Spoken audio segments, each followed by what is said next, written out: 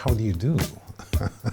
Today we have rather an interesting subject matter, which is careers. Let's roll. Hi Chris, my question is, what is that one song that always just hypes you up and motivates you to do anything? Well, there are many songs, and I am lit.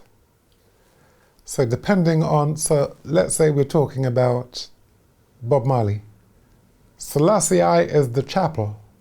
It doesn't go at any pace it doesn't go at that pace, it's a pace like this. Rasta Shaddai. You feel it, As he said, it's the feeling. It isn't any joke. It's not like, oh, that's really cool. Oh, that's peace, peace, peace. No, dreadlocks. We are the priesthood. Yeah. What really keeps you going and what motivates you, I'd really be interested to know. Thank you. What keeps that light going? The light is inexhaustible. The light is the spirit, and the spirit is in you. When it shows itself is when someone scares you. Yeah. When someone scares you, you do like this. Or you go, ah! Or you have some reaction which is one of fright. When this happens, the spirit is what makes your meat garment goes, it's what makes it go, ah! I hope that doesn't sound weird. I've never watched a horror movie. It doesn't make sense to me. It's scary. I never wanted to scare myself, so I've never watched horror movies. Do not scare your mind. Do not listen to things which are in the negative. It could take you up to like 3, 4, 5 years. It's a very interesting journey going and learning about who lives within. This is Call Chris Eubank. Hi Chris, just wanted to ask who your biggest inspiration was in boxing. Rather queer answer. I think it's going to sound as though I'm speaking cryptically. I say queer because it's Bob Marley, who was never a boxer, and the sport in which he loved to play was football. But you see, he spoke truth. It is a powerful tool in terms of having something to strive for. When you see wrongs going on in the world and you hear someone speaking or singing truth, it gives you a sense of responsibility. And I suppose as a young man, or a youngster, a 19-year-old coming up, even from 13 years old listening to Bob Marley, it inspired me to want to do the right thing. And everything that I did had to be done a particular way. It had to be done the right way, the correct way. Even when I tripped correctly. Yeah. Can you share a specific moment, perhaps in training or a fight, where you felt self-doubt creeping in, and how exactly you overcame it in that instance? Yes, I was super confident, and even when being beaten to the point where your mind is telling you that you're getting killed here, you're being killed, there wasn't a view that came to me to quit. I had made an agreement with the spirit that lives within. And that agreement was that I would do this to the best of my ability. Now that actually means if you're losing your life, you can't quit because you've had an agreement. It's a covenant. It's a very important agreement you've made with who lives within. I'm sorry to actually use this as an example, but if you go to the Watson 2 fight, in a fight I couldn't win, in a fight where I thought I was losing my life, when he knocked me down, having been beaten almost to death, you don't see a hesitation in me getting up and walking back into the fire. That's because I've made an agreement with who lives within. My name is Christopher Livingston Eubank. I'm an amateur MMA fighter. I have a match coming up. How do I get to a point where I'm confident despite the adversary that I'm facing? To keep it simple, speak to you. And do not share what you speak to yourself about with anyone else outside of you. speak to you, make an agreement with you. Demni miras da shaddai. That means I'm working with who lives within. Okay, so, you sound like you're from the Caribbean. It sounds like you are of African descent. Work with your spirit. You know the basics of your craft. Once you know your basics, then your spirit will tell you how to move forward. That's in the gym, and that's certainly in the ring. So in 1990, before I fought Ben, I remember having an interview with a fellow called Nick Owen. Nick Owen, he said to me, don't you think you're going to get people's backs up by saying, that you don't listen to trainers? And I answered, yes, I will get their backs up because the truth causes offense. If I was working with the spirit, and when you do that, nobody can touch your dreadlocks, nobody. Oh, excuse me, my mother's tongue again. No one can supersede you. You'll always come out on top. I will also say, when it comes to confidence, have it. And if you don't have it, pretend you do. Because we are always pretending. You're not going to get a chance to do it again. I was thinking about the Nigel Benn fight. When I think about him hitting me to the body, I could have gone down and I could have quit. It hurt so much. I remember seeing this a particular fighter get hit, and he wasn't hit low, he was hit in the solar plexus. And, this fellow almost wet himself. I mean, he was shaking. That was a body shot. You're going to give away a life of not only financial gain, but the respect of the audience. Anyone who sees you actually do what is seemingly impossible, getting up when you can't, you'll be rewarded all your life. So understand that pain is good when you are in the vocation. Now here's a point of which I am not afraid to speak it. It's about Floyd Mayweather Jr. He was so good that he was never able to prove his grit. People want to see whether you can go beyond the call of duty. He was so good, he was never in a fight where he was being beaten to death, so he could show that grit, what inspires the audience. It isn't just having the perfect jab, the perfect right hand, using the pads, not even looking at the mitts as you're hitting. I think that's all wonderful. I love this Floyd Mayweather when it comes to the art and craft of boxing.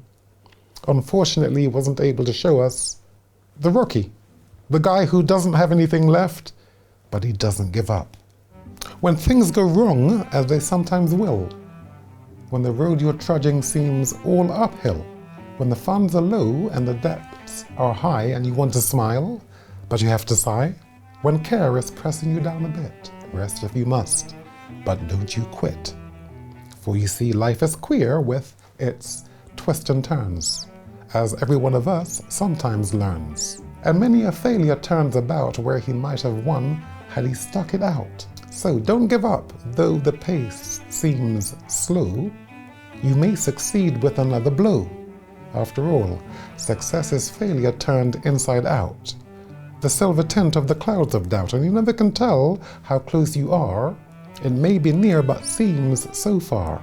So stick to the fight. When your hardest hit is when things seem worst, that you must not quit. Rasta Shaddai. What is the most important lesson that boxing has taught you about life? The most important lesson it's taught me about life is that if you're going to box, you are in what they refer to as a sport, as a vocation that actually makes you a king. It puts you in this contendership to be king. Now, to be king in the minds of the people who are watching you, yes, it is to make champion. When you make champion, they put a belt around your waist and they say, look, he's the champion. The belt can't talk. It's just a symbol. It's the person wearing the belt. How do they dress? Where do they go? What do they do? How will they, because they're going to inspire one way or the other. Which way are you inspiring? Are you inspiring people to drink, to use drugs? Are you inspiring people to be rude or to be Like, I'm number one, me, me, me? Or are you inspiring people to be decent? And that you will be rewarded all your life from your behavior. I'm not going to mention the name. There was a footballer. He's still alive. At 23, beautiful young man, okay? Now, but his thing was drinking. Like, if you look at this gentleman, you'd say, well, okay, that's what you've had to give? Because that's what you've given? That, we had, I can drink anybody under the table. Is that it? Is this what it's all about, man? Drinking someone underneath the table. Oh, we had, and being rude and speaking ill, speaking in a way which is supposedly like, yeah, I'm gangster. That's not gangster.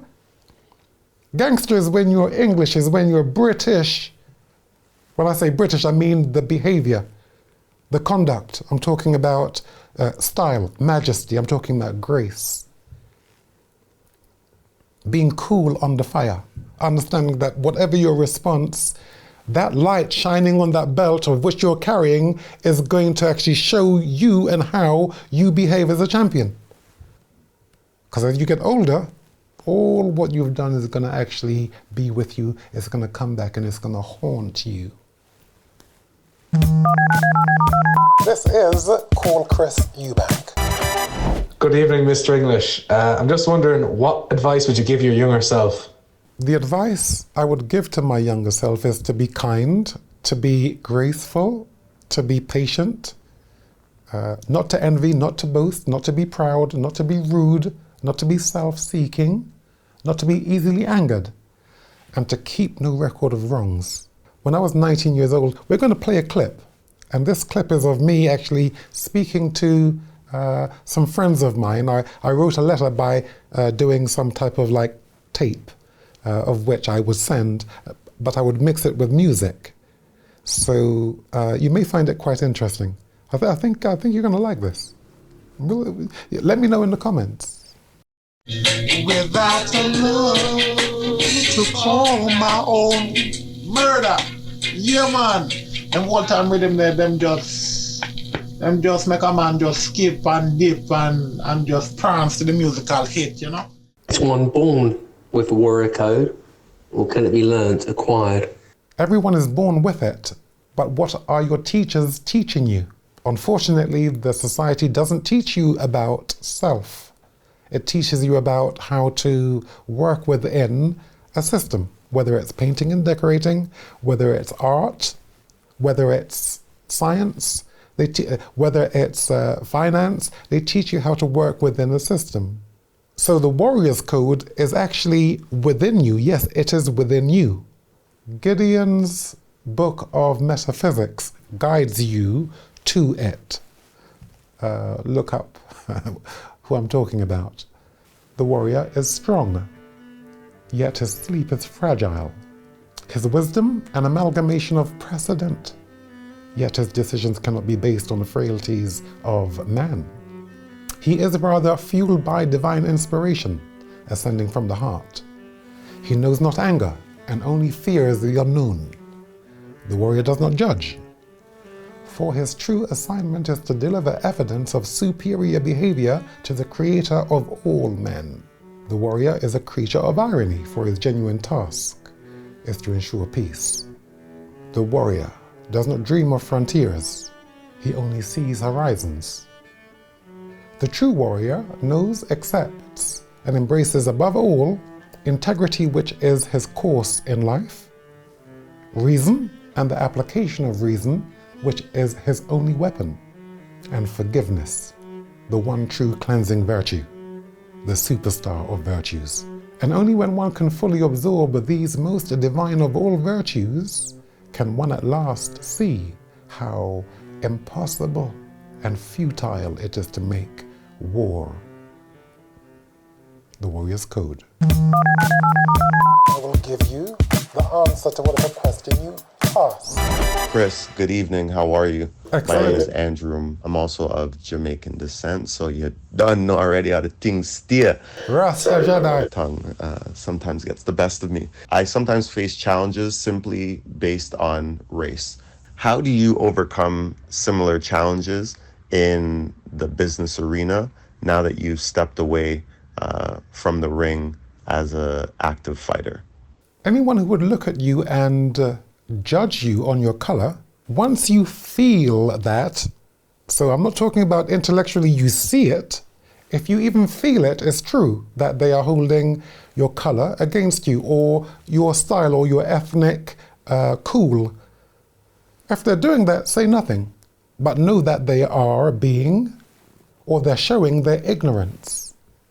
If someone's showing you that they are ignorant, then they're showing you that you can actually bypass them and actually work with them, but you know their limits.